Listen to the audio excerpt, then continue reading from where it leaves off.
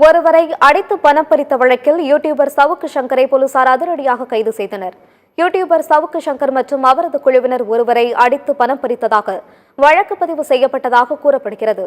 இதற்கான அழைப்பாணை கொடுத்ததும் தற்போது வரை சவுக்கு சங்கர் நேரில் ஆஜராகி விளக்கம் அளிக்கவில்லை என்றும் கூறப்படுகிறது. ஆனால் சவுக்கு சங்கர் தரப்பில் வெளியிட்ட வீடியோவில் பதில் கடிதம் அனுப்பியிருப்பதாக தெரிவித்திருந்தார்.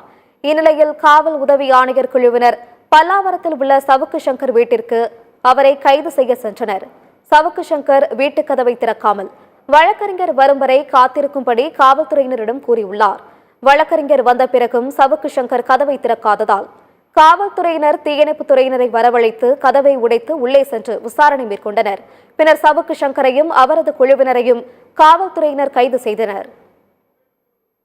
தெரிந்து கொள்ள வேண்டும் என்பதற்காக என் வீட்டில் இருக்கிற மோடம் உட்பட எல்லாம் பறிமுதல் செய்யப்பட்டிருக்கிறது. என்னை கைது செய்து என்னுடைய போன் கிடைக்கலன்றதுக்காக இவ்வளவு நேரம் வீட்டை தலையீடாக புரட்டி போட்டுக் கொண்டிருக்கின்றனர். நீதிமன்றங்களின் மீது எனக்கு நம்பிக்கை இருக்கிறது. ஜிபேல எங்க எம்ப்ளாய்க்கு 91,000 ரூபாய் பணம் அனுப்பிச்சிருக்கான். அதை நான் மிரட்டி வாங்க சொன்னதான் இந்த வழக்கு பதிவு செய்யப்பட்டிருக்கிறது.